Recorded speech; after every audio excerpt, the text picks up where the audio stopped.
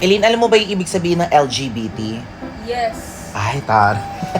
Anong ibig sabihin ng L? L for love. G? G for gorgeous. B? B for beautiful. O? T?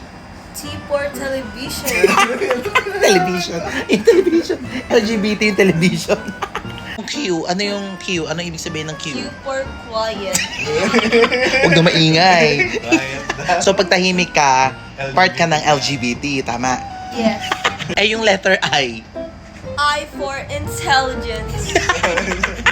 Intelligence. So kailangan matalino ka. Yes. Eh yung A, dalawang A yun eh. AA. Ano yung letter A? A for Aquarius. Aquarius. Aquarius, ayan. Zodiac sign. Ano pa? Yung isa pang A. And A stands for Oh. antibiotic. Kailangan mag-antibiotic ka para maging LGBT ka. Eh yung plus. Kasi LGBTQIAAA. AA plus. Oh. Plus for mathematics. O sa mga sensitive po dyan, ha, LGBT din po ako, pati yung partner ko. Hindi talaga alam ng kapatid ko ano talaga yung meaning ng LGBT. Hindi ko alam kung saan niya nakuha yun. Nanguhula lang talaga siya. Pero mamaya ituturo ko sa kanya kung ano talaga yun, ha. Love you, Mark. Sir Manix, pasok! O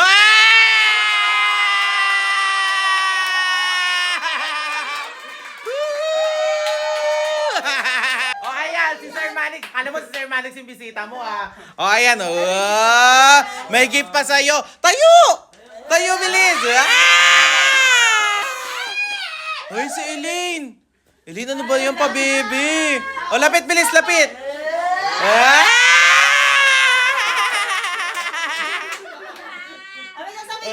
May sasabihin siya. May sasabihin si Saidi, ano?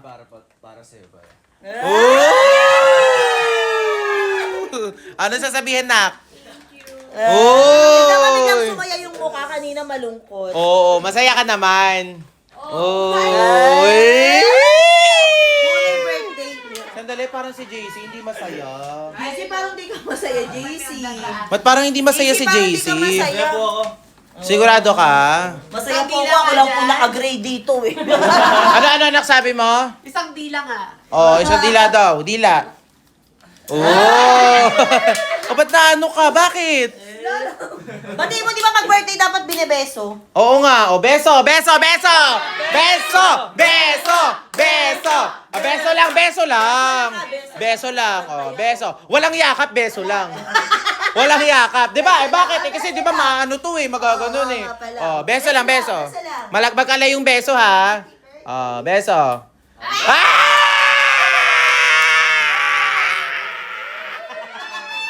Ito yung unang beses na magsasalita ako tungkol sa kapatid ko. Ayoko sanang gawin yung mga ganitong bagay kasi mas gusto ko yung tahimik at manahimik na lang. At the same time, ang gusto ko lang naman talaga is good vibes lang talaga eh, 'di ba? Hangga't maaari, iniiwasan namin na mag-content ng mga nega. Pero this time, magpapakakuya ko. Tawagin niyo ako sa lahat ng gusto niyong tawagin na kasarian ko, pero ngayon magpapakakuya ako. Tungkol to sa bunso naming kapatid. Yung bunso po naming kapatid, 3 araw na pong hindi umuuwi sa bahay namin. Walang paramdam, hindi nagpapakita. Until now. Sa totoo lang sabi sa akin ng ate ko at sinabi ko rin naman sa sarili ko na ayokong ilabas yung mga ganitong statement lalo na pag-usapang pamilya. Hanggat maaari, ang gusto namin mangyari is resolba namin ng kami lang. Pero 3 araw na pong hindi umuuwi yung kapatid ko at 3 araw na rin pong hindi nagpaparamdam sa amin ni ate. Andito po ako ngayon sa Taiwan at yung pagdating ko po dito sa Taiwan,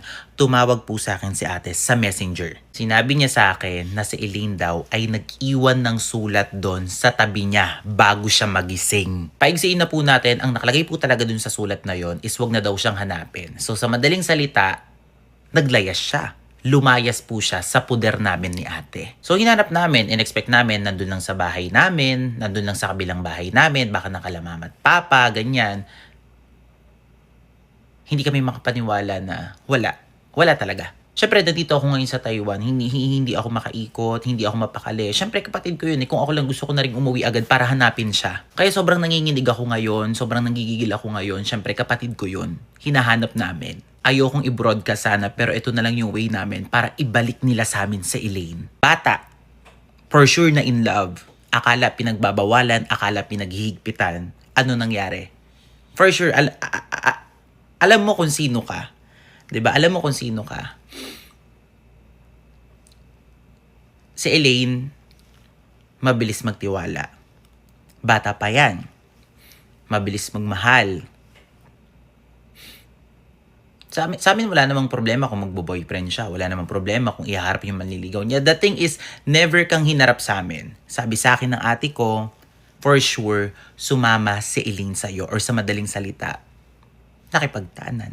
Sabi ko, bigyan natin sila ng 2 days kung ibabalik si Elaine. Kung hindi ibalik, sige, bahala na. Total, ayaw niyong ibalik eh. 'Di ba? Yung sa magulang ng lalaki na sinamahan ni Elaine, kung napapanood niyo po ito, 'di ba? So, kung napapanood niyo po ito, sabi sa akin ni ate ko, pinuntahan niya daw po kayo sa inyo. Ayan, pinuntahan daw po kayo ni ate sa inyo. Na-stress ako, 'di ba? Sorry ha, nauutal-utal ako ngayon, pero pinuntahan daw po kayo ni ate sa inyo. Tinanggi niyong wala. 'Di ba? Hindi ko kilala yung lalaki na tinutukoy nila ate sa akin. Sabi ko nga patingin ako ng itsura eh. 'Di ba? Sabi niya wag daw ako masyadong pa-stress. Paano hindi magpapa-stress? Hindi ko na rin mapigilan yung sarili ko ngayon. 'Di ba? Kapatid ko 'yun. 'Di ba? Kapatid ko 'yun. Baka 3 araw. 3 araw na akong walang tulog, kakaisip sa kapatid ko na yan. Inipilit ko na kahit papano is, enjoyin ko yung moment dito, enjoyin yung ganyan. Sinabay. Tinaon talaga ni Elaine na aalis ako kasi alam niyang si ate, kinakayan-kayanan niya lang. 'Di ba?